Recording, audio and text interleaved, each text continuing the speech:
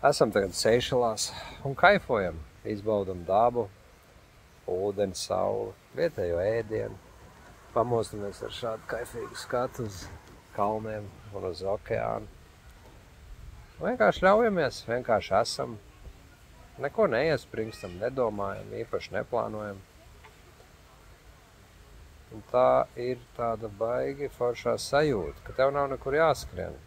Tu zini, ka tur dzīve visur noris, viss kaut kas notiek, bet tu vienkārši ļaujies. Kādreiz es tā nevarēju. Kādreiz es pat atpūšoties, pat atvaļinājumā visu laiku skrēju kaut kur savā galvā, plānoju. Nevarēju vispār apstāties, ievilkt telpu, jo jutos vainīgs. Likās, ka standartā kaut kas ir jādara, kaut kur jāskrien, un ka tiklīdz kā tu apsēdies un ļauj sev vienkārši būt, tu pārkāp kaut kādus noteikumus. Un ja tu arī tāpat jūties, tad tas tev gandē dzīvi. Tu vienkārši nevari normāli dzīvot. Tāpēc, kad kāda jēga skriet, rauties, plēsties, lai to darītu pat tad, ja tu atpūties, un tāpat turpini savā galvā plēsties un rauties kaut kur.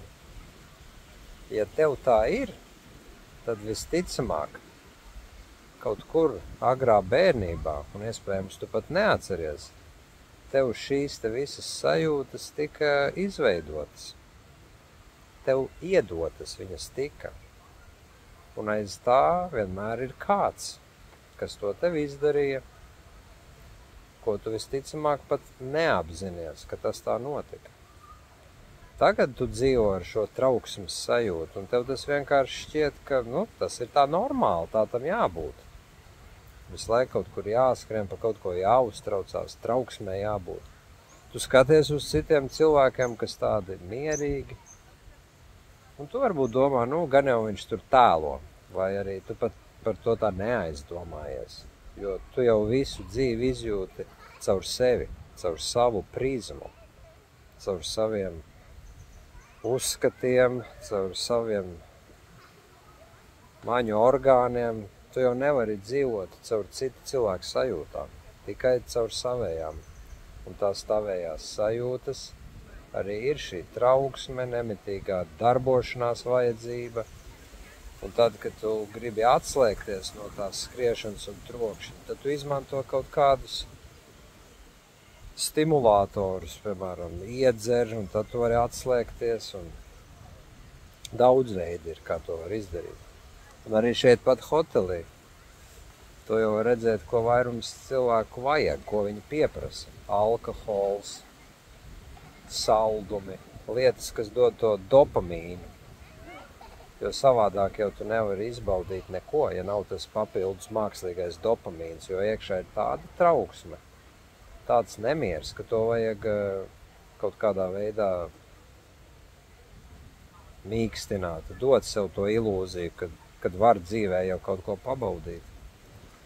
Bet vienīgais, ko pa īstam var izbaudīt, ir tas iekšējais miers. Tas iekšējais miers, ko tu iegūsti strādājot ar sevi, nopietni strādājot, izprotot, no kurienes nāk visas šīs sajūtas, šīs trauksmes sajūta, šī vajadzība pēc nemitīgās skriešanas, darbošanās, plānošanas. No kurienes tas viss nāk?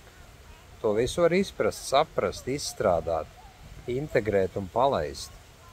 Un tas, kas paliek pāri, ir tas iekšējais miers.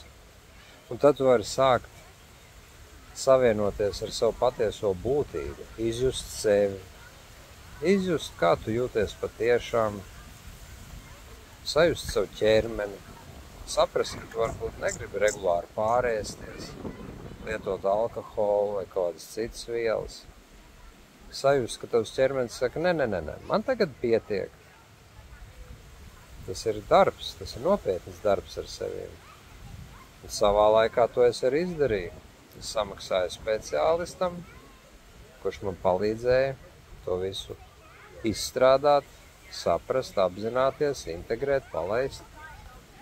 Un tagad rezultātā es varu tā vienkārši būt, izbaudīt, kaifā.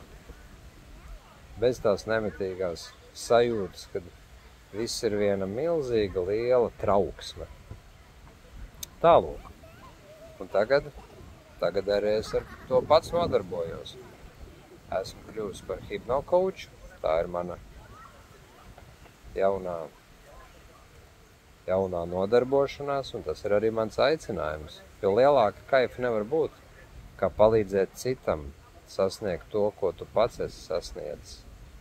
Un tikt varbūt vēl tālāk.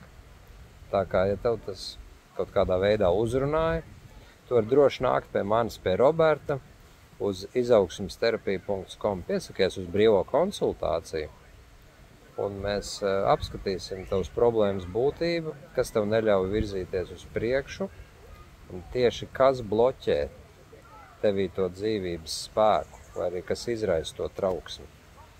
Un tad jau arī strādāsim kopā.